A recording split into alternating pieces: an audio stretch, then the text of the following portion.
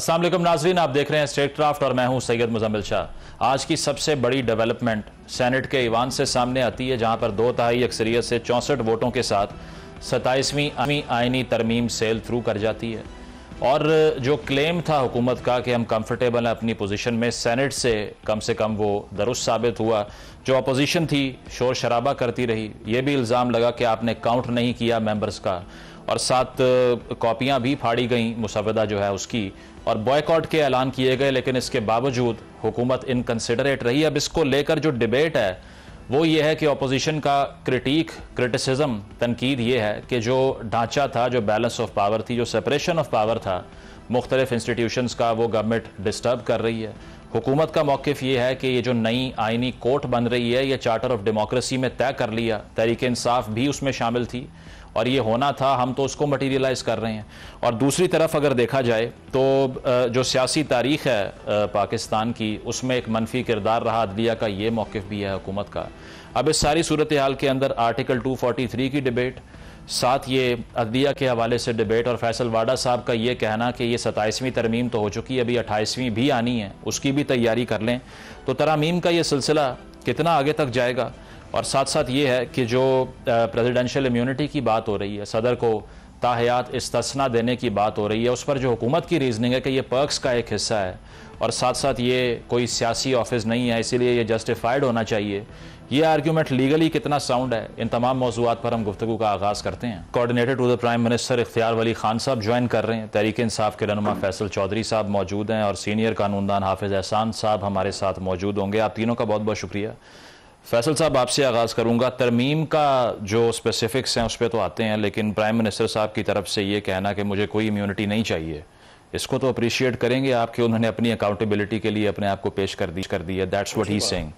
ये अच्छी बात है, बाकियों को भी फॉलो करना चाहिए अगर उन्होंने ये कहा है, और अच्छी, मैं इस पर स्टोरियाँ घड़ने का आदी नहीं, सही, मैं अप्रिशिएट करता हूँ। तो इस्तिस्ना के हवाले से अब सदर मुमलिकत का जो नाम आ रहा है, अब उसमें इशू ये है कि आप उसको एक पॉलिटिकल ऑफिस समझते हैं, लेकिन ऑफिशियली तो आपको पता है कि एग्जीक्यूटिव नौयत का ओहदा कहा जाता है उसको। तो हुकूमत का स्टांस ये है कि दरअसल ये कोई पॉलिटिकल ऑफिस तो है नहीं जिसको हम सारी ज़िंदगी के लिए एक अकाउंटेबिलिटी से एक्सेप्शन दे रहे हैं। तो इस पर क्या एतराज़ है आपको? देखिए, जो पाकिस्तान का कॉन्स्टिट्यूशन है, प्राइमरली उसमें दो चीज़ें नहीं हो सकती हैं। एक तो कोई ऐसा कानून साजी नहीं की जा सकती जो कि कुरान और सुन्नत के बरअक्स हो, ठीक। और सदर पाकिस्तान का ओहदा जो है वो कुछ सालों के लिए होता है, वो लाइफ टाइम नहीं होता। वो खलीफतुल मुस्लिमीन तो होते नहीं हैं, सही। लेकिन हमारे एक जो आप समझे कि रवायत है कि जो खलीफा हैं, इंक्लूडिंग चारों खुलफा और इवन नबी पाक सल्लल्लाहु अलैहि वसल्लम ने अपनी फैमिली के लिए भी कभी कोई इम्यूनिटी नहीं मांगी है, बल्कि उनकी कॉल है कि अगर फातिमा अल्लाह अन्हा, बीबी फातिमा के बारे में, जो कि बहुत हमारे लिए मोहतरम भी है और उनके दिल के बहुत करीब थी, कि अगर वो भी चोरी करते हुए पकड़ी गई तो सज़ा वही होगी जो आम आदमी की होगी, सही। तो ये जो लाइफ टाइम इम्यूनिटी है, इसका जो तस्वुर है कहीं पे भी नहीं है। और ये तो आप उनको ऐसा जाहिर कर रहे हैं जैसे कि अपॉर्चुनिटी मिल गई है तो आप इसको कैश कराना चाह रहे हैं, या आप कोई इसके ऊपर अपने आप को सेव करना चाह रहे हैं। वेयर एज मैं समझता हूँ कि कभी भी ये इम्यूनिटी जो है वो ठहर नहीं सकती है। अच्छा। क्योंकि ये इम्यूनिटी खिलाफ कानून है, खिलाफ आइन है, खिलाफ इस्लाम है, और पोलिटिकल मोरल्स के खिलाफ। You don't see it as a part of the perks. वो कह रहे हैं पर्क्स में से एक है कि कोई सरकारी ओहदा है तो उसकी पर्क में ये भी है कि इसको ट्राई नहीं किया जाएगा। ट्राई तो देखिए 248 में पहले ही इम्यूनिटीज दी गई हैं।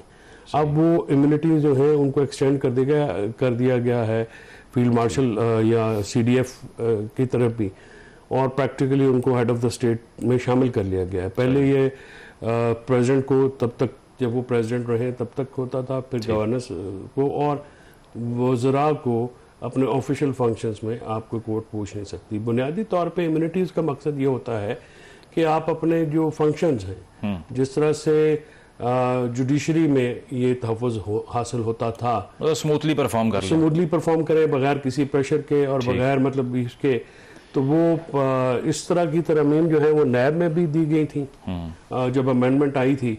तो जो कैबिनेट का कलेक्टिव डिसीजन है उसको भी और दूसरे डिसीजंस को की इम्यूनिटीज जो है हमेशा पार्ट एंड पार्सल तो रही हैं, बट ये अनकॉन्स्टिट्यूशनल आप कह रहे हैं। मैं जो लाइफ टाइम है ये तो देखिए, ये तो बिल्कुल ही आप मजाक कर रहे हैं। चलें, पॉइंट आ गया आपका। इख्तियार वली साहब, आपने आर्ग्यूमेंट सुना है फैसल साहब का। इससे पहले कि जो सदारती इस्तिस्ना है उस पर हम बात करें, प्राइम मिनिस्टर साहब ने कहा कि मैं अपने आप को ये इम्यूनिटी नहीं दिलवाना चाहता, तो क्या खान साहब का जो एक फिनोमिना है सारा, जिसमें आप कह ही रहे थे कि इन्होंने हमें नैब के ज़रिए जेलों में रख के इक़्तिदार संभाला और हुकूमत की, तो अगर फिर कल को वापस आते हैं तो इस्तिस्ना आप अगर नहीं लेंगे शहबाज साहब के लिए, कैसे सर्वाइव करेंगे? वो ये नहीं सोचा पार्टी ने आपकी, बाकी तो सब सोच लिया आपने।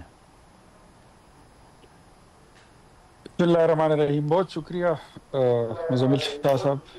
देखें, सियासी लोग जो होते हैं वो जवाबदेह होते हैं और हमेशा जवाबदेह होते हैं। ये इम्यूनिटीज जो है, ये अगर कुछ अरसे के लिए मिल भी जाए तो ये आज मिल भी जाएगी, और इसको मुझे नहीं पता उनको कितनी जरूरत होगी, लेकिन जो लोग उनके नीचे काम करते हैं उनको भी काफी इम्यूनिटीज हासिल होती हैं। तो मेरे ख्याल में अगर सदर ममलिकत को मिल जाए तो इसमें कोई कबाहत भी नहीं है।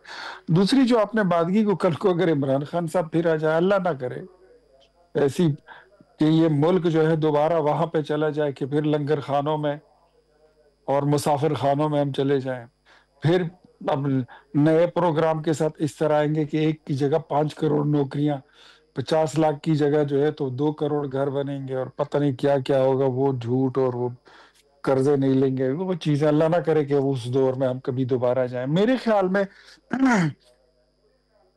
हम तो अपनी जमात के जिम्मेदार हैं, और जो वजीर आजम साहब ने ऐलान किया, मुझे उस पर फख्र है, वजीर आजम शहबाज शरीफ ने, हालांकि उनको बताए बगैर, that was not the part of the draft कि वजीर आजम साहब जो है तो उनको कोई इम्यूनिटी मिलेगी। वो दोस्तों ने अपनी मोहब्बत से कुछ कहा कि अगर सदर को मिल रही है तो वजीर आजम को भी मिल जाए, तो वजीर आजम शहबाज शरीफ ने, उन्होंने फौरन कहा कि I am not into it, मुझे नहीं चाहिए। तो मेरे ख्याल में अगर सदर को मिल भी जाए तो इसमें भी कोई कबाहत नहीं है। और सदर ममलिकत तमाम आर्मी चीफ्स के, तमाम फोर्सेस के, वो एक सुप्रीम कमांडर होते हैं, जो उसकी स्पिरिट है उससे कोलिजन नहीं हो जाएगा। बेशक ऑन पेपर तो हम कह सकते हैं कि ये सियासी ऑफिस नहीं है, लेकिन आपको पता है गवर्नर हो, सदर हो, हमेशा से पॉलिटिक्स में इन्वॉल्व रहे हैं।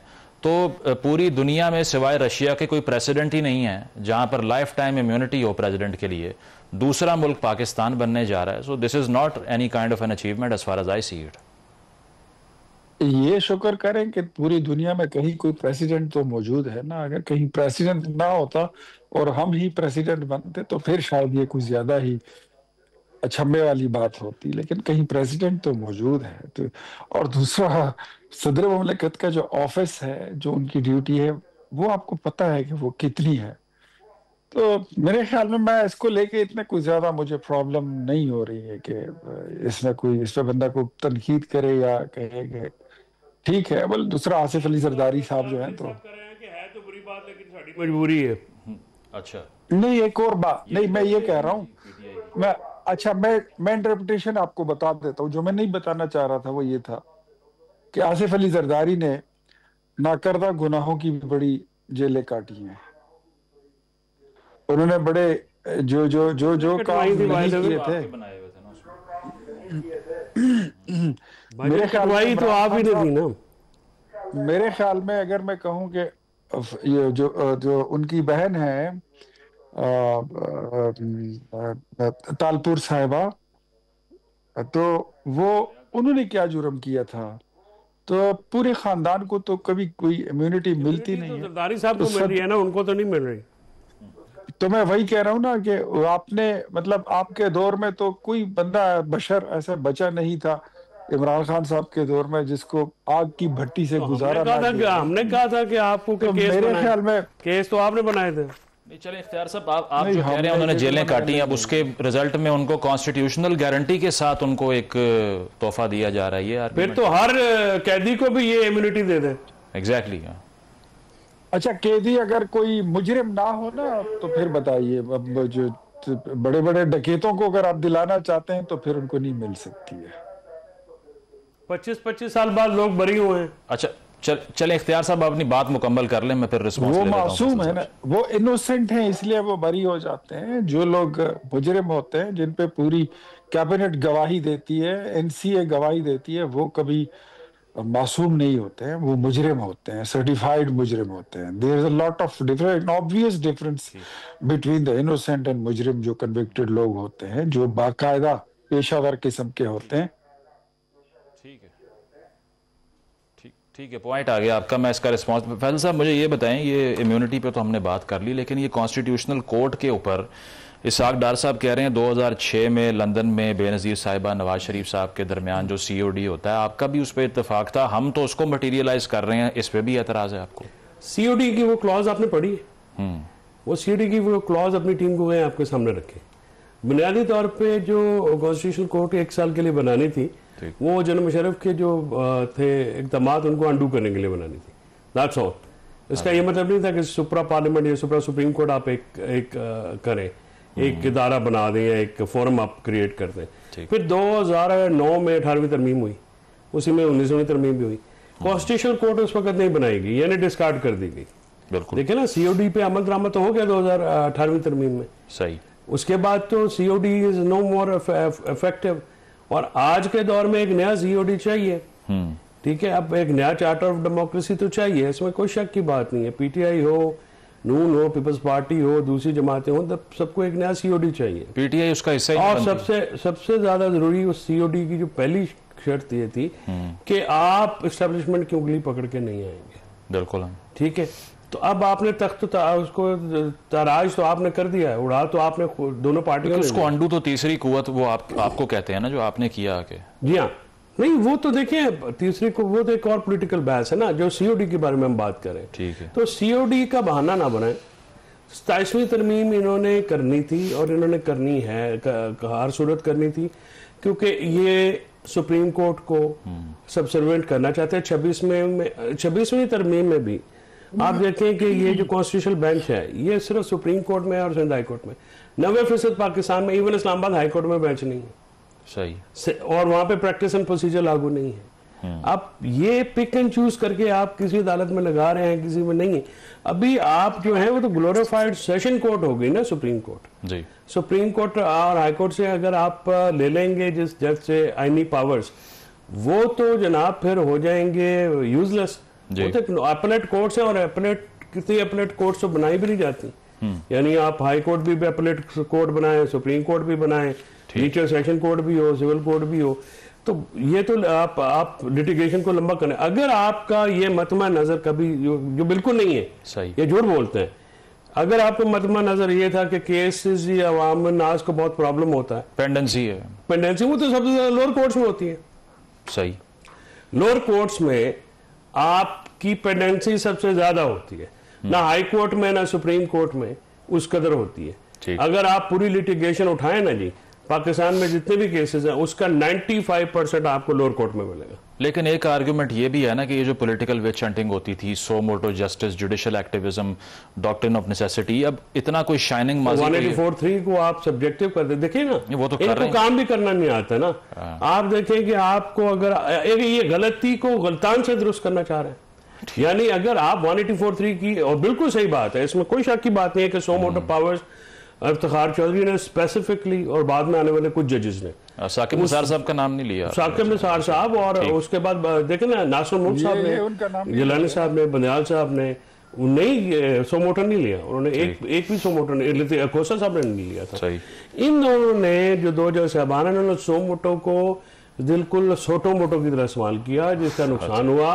और उस वक्त हम कहते थे कि सर आप इसको हाथ हौला रखें, और आप ये आपका गला भी कट जाएगा, नाक भी कट जाएगी, राज हो गया। ठीक, आप ये देखें ना, आपने 184(3) का इश्यू तो सो मोटो, 184(3) को आप एलैबोरेट कर देते कि जनाब आपने जो है 6 जजेस सीनियर मोस्ट जो है, ठीक, वो फैसला करेंगे, 8 जजेस करेंगे, 10 करेंगे कि जी आप करेंगे। इंडिया में क्या होता है, इंडिया में 5 सीनियर मोस्ट जजेस कॉन्स्टिट्यूशनल केसेस होते हैं सुप्रीम कोर्ट के, उसमें भी सुप्रा सुप्रीम कोर्ट कोई बॉडी नहीं है दुनिया में, कहीं भी जो है वो ऐसे नहीं, सुप्रीम कोर्ट के बदले में, अब supreme court is subordinate court to the federal constitutional court. Program में एक ब्रेक शामिल करते हैं, ब्रेक के बाद वापस आएंगे, स्टे विद अस।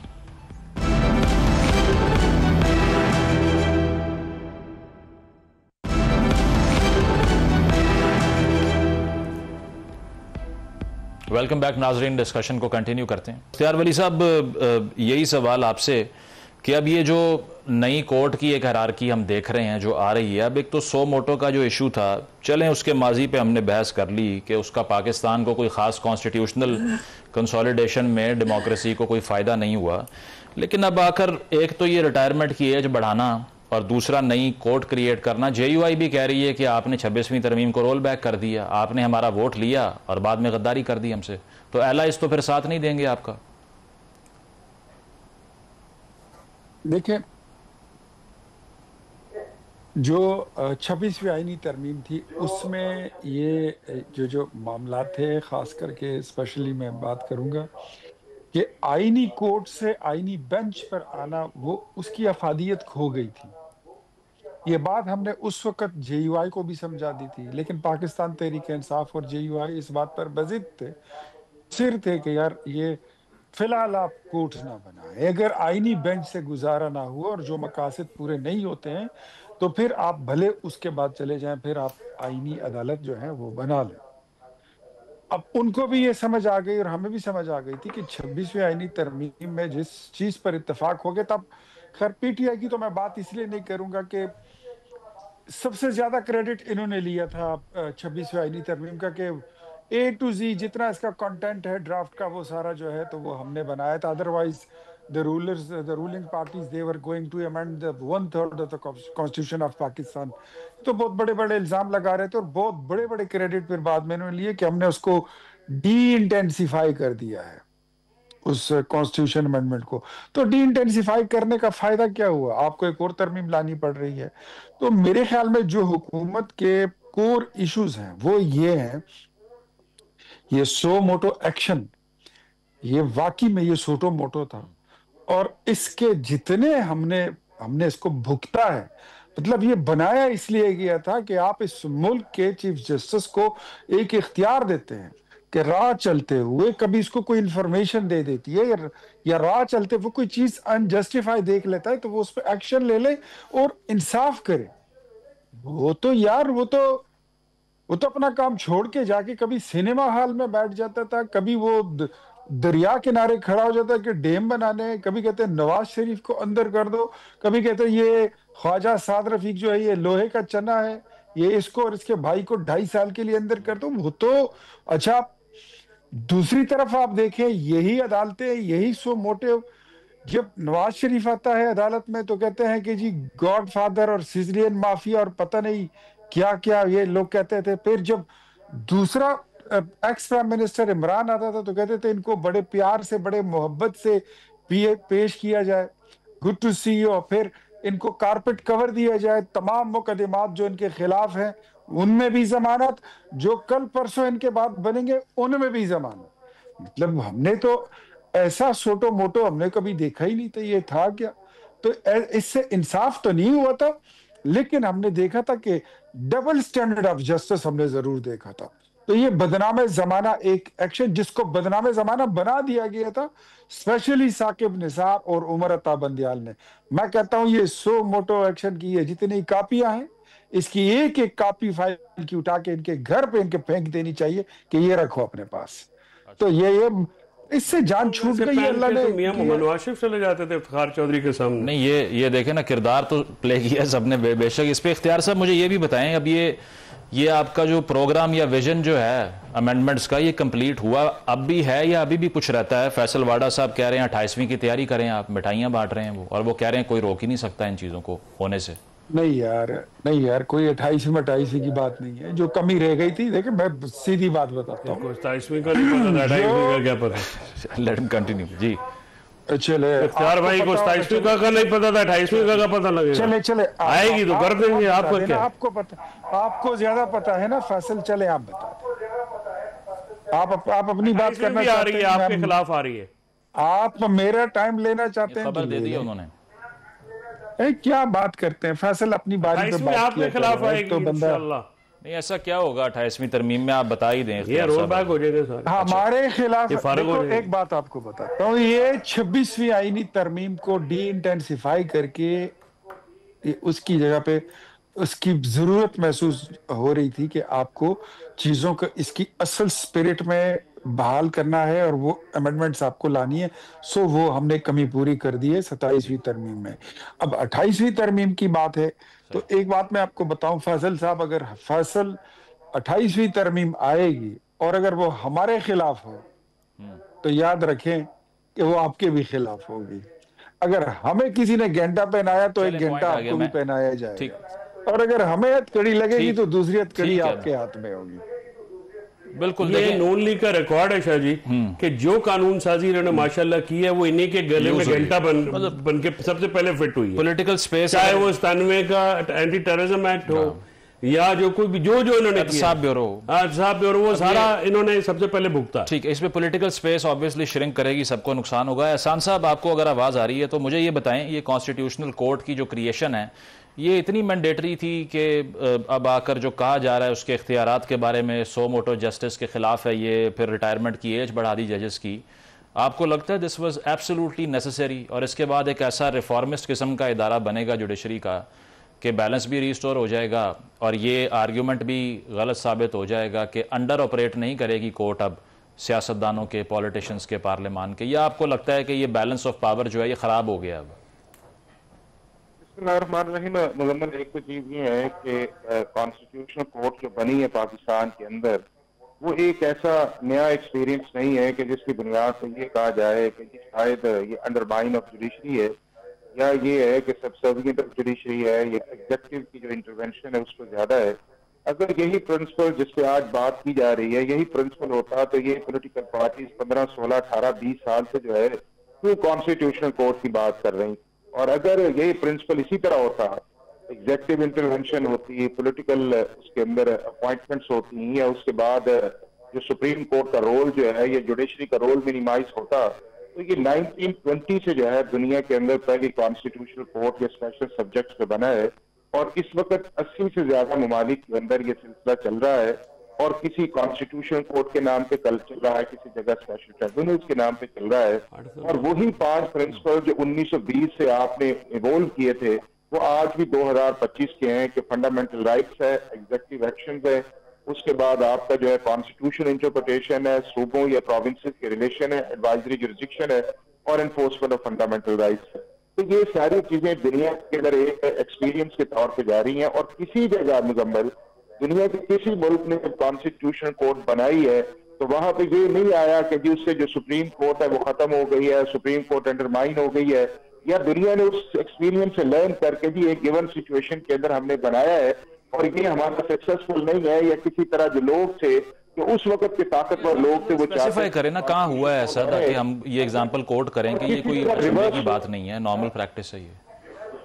रिवर्स किसी जगह हुआ मुजम्मल, दुनिया के किसी एक मुल्क के अंदर कॉन्स्टिट्यूशनल कोर्ट रिवर्स नहीं हुआ बल्कि उसे और स्ट्रेंथन किया गया है और किसी जगह ओवरलैपिंग का नहीं आया कि शायद कॉन्स्टिट्यूशनल कोर्ट में जो है वो जो रेगुलर सुप्रीम कोर्ट है उसके जो फंक्शन उन्हें जो है वो टेक ऑन कर लिया। क्योंकि हमारे मुल्क के अंदर हम हर चीज को पोलिटिसाइज करते हैं और उस पोलिटिसाइज के अंदर हम इंडिविजुअल पे जाते हैं। आज जिन जजेस के मुतालिक ये कहते हैं उनमें से किसी को कॉन्स्टिट्यूशनल कोर्ट के अंदर भेज देंगे, कहें जैसे बेहतर कॉन्स्टिट्यूशनल कोर्ट ही कोई नहीं है, या उन्हीं में से किसी को चीफ जस्टिस लगा देते तो कहते इससे बेहतर जो है वो 26वीं आईनी तरमीम नहीं है। और दूसरा मेरा ख्याल है कि हमारा मिजाज भी कुछ इस तरह का हो गया है कि हम हर वक्त इस मुल्क के अंदर जो है कॉन्स्टिट्यूशन या पॉलिटिकल इंस्टेबिलिटी चाह रहे होते हैं, चाहे हमारे उसके अंदर वेस्टेड इंटरेस्ट होते हैं, बाज दफा नहीं होते उस चीज के अंदर, लेकिन बुनियादी तौर पे हम अनसर्टेनिटी जो है वो हमारी जो सारी पॉलिटिकल पार्टीज हैं या कौम है वैसी होती है कि किसी को निकाला जाए, किसी को डाला जाए, और जब निकाल रहा हो आधे उसे गालियां देंगे कि निकाल को रहा है, आधे उसे गालियां देंगे कि ये बड़ा अच्छा क्या क्यों इसने अच्छा किया है। तो मैं ये समझता हूँ कि कॉन्स्टिट्यूशनल कोर्ट तक जो कंट्रोवर्सी कदा कलामी की माजरत, एहसान साहब मुझे ये बताएं ये रीजनिंग में फ्लॉ है ना? अगर तो गवर्नमेंट ये कह रही है, तारड़ साहब ये कह रहे हैं कि पेंडेंसी बहुत है, पेंडेंसी तो 2% है सुप्रीम कोर्ट में, सिर्फ 98% लोअर कोर्ट्स में है, उसकी बात कोई नहीं कर रहा। तो मसला रीजनिंग में है ना? अगर एक आपके मुताबिक एक अच्छी चीज हो रही है इन प्रिंसिपल, उसकी जस्टिफिकेशन इतनी फ्लॉड है। मेरा ख्याल मुजम्मल ये है कि हम ज्यादा उस तरफ जा रहे हैं। पेंडेंसी जो है वो आपका एक फैक्टर हो सकता है, और पर्टिकुलरली पाकिस्तान के अब दुनिया के दूसरे ममालिक जो है, तुर्की है या आपका जर्मनी जिसने बनाया, स्पेन ने बनाया, इटली ने बनाया हुआ है, उन ममालिक के अंदर उनकी सुप्रीम कोर्ट के पास हमारे तरह 60,000 केसेस भी नहीं है। उनकी सुप्रीम कोर्ट के अंदर इतनी जो मैटर्स है वो पेंडिंग भी नहीं रहती, 1.5-2 साल इस मुल्क के अंदर जो है वो हेयरिंग नहीं आपको नजर आती। अगर ये सारी चीजें आपके सामने नजर आ रही हैं तो बुनियादी तौर पर इशू कॉन्स्टिट्यूशनल कोर्ट नहीं है। असल इशू ये है कि हमने इसकी मुखालफत करनी है, पॉलिटिकली करनी है या लीगली करनी है, और इस वजह से करनी है कि हमने अगर इसको सपोर्ट कर दिया या हमारे इस हाथ से ये अच्छा काम हो गया तो वो कहेंगे कि जी ये सारी एज ए पार्टीज जो पॉलिटिकल कंप्रोमाइज कर गई हैं। अब बहुत सारी जमातें जो है आप निकालें ना, सीओडी निकालें या उसके बाद उनकी सेकंड एंडोर्समेंट निकालें या उनके स्टेटमेंट्स निकालें, क्या जो 5-4 चीजें होने जा रही हैं, कॉन्स्टिट्यूशनल कोर्ट पे आप देख लें, लोकल गवर्नमेंट्स जो है उसके ऊपर इनका स्टैंड देख लें, उसके बाद मिलिट्री को स्ट्रेंथन करना, रिसीवी आप निकालें जो सेनेट की पार्लियामेंट्री रिपोर्ट्स है जो 2001 से 10 तक बनी इस चीज के अंदर कि सीडीएस ऑफिस क्रिएट होना चाहिए, जो कारगिल का 99 का इशू आया, या दुनिया के 67 ममालिक के अंदर सीडीएस का ऑफिस इंस्टीट्यूट बना हुआ है, किसी ने रिवर्स किया है, अमेरिका, बरतानिया सब ने की। क्योंकि चीज ये है कि हमारा एक एंगल बनता है, और एंगल आज देख लेना कि आज हमारे जज साहब एक लेटर डाल रहे हैं कि चीफ जस्टिस को कह रहे हैं कि जी आप पूरे मुल्क का जो है वो कन्वेंशन बुलाएं आईनी जजेस का जो है। तो ये एक मिजाज है हमारा उस चीज के अंदर है कि जिसके अंदर ये है कि हम अपने इंटरेस्ट या चीजों को सामने रखते हुए हम जो ब्रॉडर चीज है हम उसको भूल जाते हैं और बात के अंदर हाँ ये इसके अंदर ठीक है कि आपके मुल्क के अंदर 2-3% या 5% जहाँ पे हाई कोर्ट को भी आप रिफॉर्म करें, वहां पे कॉन्स्टिट्यूशनल कोर्ट बनाए, डिस्ट्रिक्ट जुडिशरी के अंदर जाए, और लोगों के अंदर जो परसेप्शन है कि पाकिस्तान का निजाम इंसाफ डिलीवर नहीं कर रहा उसको बेहतरी करें, और ये रिफ्लेक्शन आज आनी चाहिए अमेंडमेंट्स के अंदर, आर्टिकल 37 के अंदर। तो मेरा ख्याल है कि किसी न किसी जगह जो है वो गवर्नमेंट जो जिस तरह परफॉर्म करना चाहिए या पार्लियामेंट को करना चाहिए ऑप्टिक्स को देखते हुए, वो जब नहीं आता तो उसके ऊपर आपको क्वेश्चन मार्क जो है वो नजर आता है, और मेरा ख्याल है कि ये बड़ा अनफॉर्चुनेट है। ठीक है, प्रोग्राम में एक ब्रेक शामिल करते हैं, ब्रेक के बाद गुफ्तगू को आगे बढ़ाएंगे। Stay with us.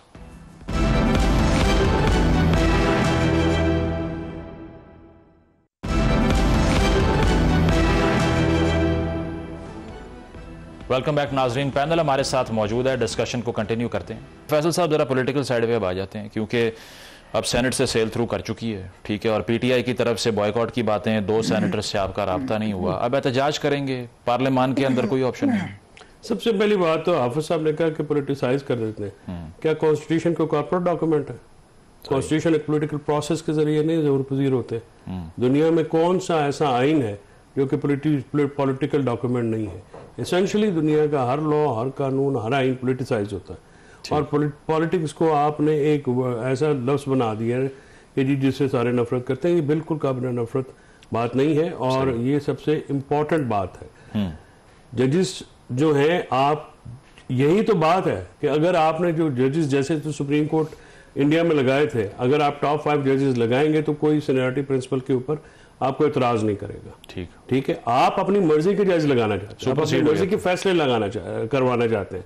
आपने वो जजेस को टिप कर दिया है जो कि जूनियर मोस्ट है, तो जूनियर मोस्ट को सीनियर मोस्ट अगर आप बना देंगे और इतना इंपॉर्टेंट बात आप दे देंगे, तो उसके बाद फिर उस अदालत पे ट्रस्ट कौन करेगा? फिर जजेस की परसेप्शन होती है, और जजेस की जो अदालत है ना सर, अदालत में बैठा हुआ जज वो किसी 1 मिनट में एक्सपोज हो जाता है।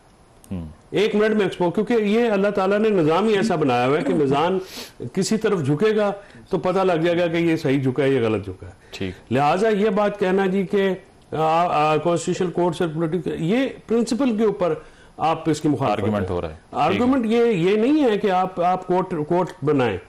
आर्गुमेंट ये है कि आप इस वक्त जरूरत क्या है कोर्ट बनाने की, नंबर 1 जजेस के ट्रांसफर की क्या जरूरत है, नंबर 2 आर्टिकल 243 को आपने अमेंड किया है जिस तरीके से, उसकी क्या जरूरत है?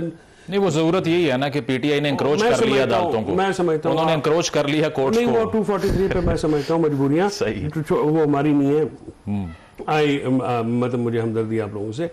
गुजारिश ये है कि वो भी गलत है, मैं आपको बता दूं कि वो भी सही नहीं है, और वो एक अहम ओहदे को बिल्कुल इन्होंने मजाक बनवाया है अपनी नालायकियों से। इख्तियार भाई की गवर्नमेंट ने, और ये इंतहाई नालायक लोग हैं। नहीं, उसमें सबने हिस्सा डाला है वैसे। नहीं, एक्सटेंशन की लेजिस्लेशन देख लेना आपके। नहीं, एक्सटेंशन की लेजिस्लेशन बिल्कुल उस वक्त इमरान खान साहब ने फिर माना भी तो मेरे से गलती हुई। नहीं, अब आपने माफी मांग ली, ये भी 5 साल बाद माफी मांग लेंगे। चलो ये 5 साल पहले भुगते हैं तो अब तो 50 साल भुगतेगी ना। तो आपने कहा सबने। अब गुजारिश ये है कि अगर ऑप्शन पे आ जाए, एहतजाज होगा। नहीं, एहतजाज तो होता ही रहेगा, एहतजाज तो उसके अंदर ये बार होना है। गुजारिश ये है कि जो आज़ाद अदलिया होती है वो मुजम्मिल पब्लिक एट लार्ज के लिए होती है, वो जजेस के लिए नहीं होती। वो हमारे और आपके लिए होती है। आपके और हमारे बुनियादी हकूक हैं, उन हकूक की हिफाजत के लिए होती है। जो अदलिया हमारे बुनियादी हकूक की हिफाजत ना कर सके उसको हमने क्या फूंकना है, हमने उसका क्या करना है? अगर एक इंतजामिया करती है, क्या एक सिस्टम है ना बैलेंस किया कि ठीक है जी, अगर एग्जेक्टिव जो है वो आपके साथ ज्यादती करती है, पार्लियामेंट अपनी ड्यूटी नहीं पूरी करती थी, जुडिशरी का एक लिम है, चेक्स का एक सिस्टम है, चेक्स का सिस्टम है। अब आपने हर चीज को सब्सर्विएंट कर दिया है पावर रूल के नीचे कि जी ठीक है, जिसके पास पावर होगी वो करेगा, तो फिर कल जिसके पास पावर होगी वो फिर आपके साथ यही करेगा। फिर आप ये आर्गुमेंट नहीं करने जोगे होंगे। हम आपको ये कह रहे हैं कि आप लीड लेते चले, आपकी जो है लेजिटिमेसी के इशू हैं जी, पॉलिटिकल लेजिटिमेसी पे हमें सीरियस क्वेश्चन है, लेकिन आप सियासतदान तो हैं, आप स्टैंड लेते, आप आगे आते, आपने सब कुछ ही सरेंडर कर दिया। ठीक है, मेरे पास लास्ट मिनट है। इख्तियार साहब, आपकी फाइनल टेक। अब बात तो अचकजई साहब भी कर रहे हैं कि मुल्क गिर तहरीक चलेगी, आपने इदारों को बर्बाद कर दिया, सेपरेशन ऑफ पावर की जो थ्योरी थी, जो डेमोक्रेसी की सोल है, उसी को हर्ट कर दिया। एग्जीक्यूटिव के इख्तियार के नीचे आप पूरी रियासत को ले आए हैं, तो अब ये डील कैसे करना है इसको? ये हो तो गई legislation, what's the way forward?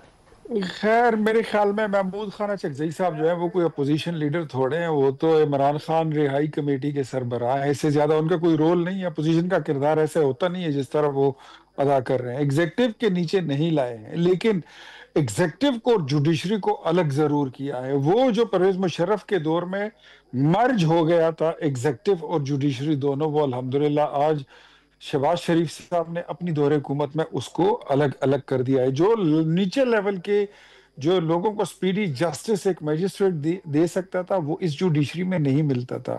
यार आप खुद देखें, जो सिविल टाइप के केसेस तो हमने सुना ही था कि वो उसके फैसले होते होते लोगों को 30 और 35 और 40 साल गुजर जाते हैं। अब तो फौजदारी मुकदमात भी ऐसे हो गए थे। 10% जो है वो आपके टोटल आईनी मुकदमात होते हैं, एंड 50% ये आपका जो है तो अदालत का टाइम ले लेता है। तो अच्छा है ना कि लोगों को स्पीडी जस्टिस मिले। ये जो 5 और 6 मिलियन का बैकलॉग पड़ा हुआ है केसेस का, ये कोई अच्छी बात है? तो मेरे ख्याल में अब अचकजई साहब जो हैं उनकी मजबूरी है कि वो जो उनको काम हवाले किया गया है वो उसी पे बात करेंगे। अच्छा चले, आप फिर कभी अपने सही फिगर जो है दूसरे शो में बता दें। तो दूसरे पे ये है ना कि जो मामलात हैं उनके पॉलिटिकल, मुझे समझ नहीं आती है कि अचकजई साहब जा किस तरफ रहे हैं। उनको तो पहले ये देख लेना चाहिए, अगर 2018 के इलेक्शन की बात हम करें तो 2018 में जिस तरीके से इमरान खान को लाया गया था, लॉन्च किया गया था, उनके लिए आरटीएस बिठाए गए थे, उसके बावजूद भी काम नहीं बना, तो फिर जहाज उड़ाने पड़ गए थे। आपके लिए तो ऐसे मामलात पूरा बिठा दिया, और आपके लिए तो तू यार बीच में लुच ना मारिया कर, आराम नाल बैठ जा। मैं बड़ी आराम से तेरी गुफ्तगू सुनिए, सुन ले जरा आराम से जरा। चलो ठीक है, जो बात है ना, उसके बावजूद अगर मैं कहूं कि 52 मिनट में 52 बिल पास करना, और आप मतलब वो आमिर लियाकत की बातें याद है आपको, अल्लाह बख्शे, कि हम आए नहीं, हम लाए गए। तो आज आप हमारे सामने बैठ के जब आप बात करते हैं ना सिविल सुप्रीमेसी की, जब आप बात करते हैं ना बहुत बड़ी बड़ी, हमें आपका वो दौर याद आता है जब आप कहते कुछ और थे, करते कुछ और थे, आए थे कि पता नहीं हम क्या क्या क्या करेंगे। मतलब आपके इलेक्शन का जो मैनिफेस्टो था, वक्त खत्म हो गया। इख्तियार साहब, इख्तियार वली खान साहब, फैसल चौधरी साहब, हाफिज हसन साहब, बहुत बहुत शुक्रिया आप तीनों का। जो है जो बर्निंग क्वेश्चन है वो यही है कि क्या ये तरामीम भी तमाम सियासी पार्टियों के खिलाफ इस्तेमाल हो जाएंगी, या फिर ये जो हुकूमत है इसकी परसेप्शन ये है कि हम कंटिन्यू करेंगे, इससे फ़ायदा भी लेंगे और हमारी स्पेस श्रिंक नहीं होगी। That is the basic question. आज प्रोग्राम आपने मुलाहिजा किया, फीडबैक ज़रूर दीजिएगा, इजाज़त दीजिए, अल्लाह हाफ़िज़।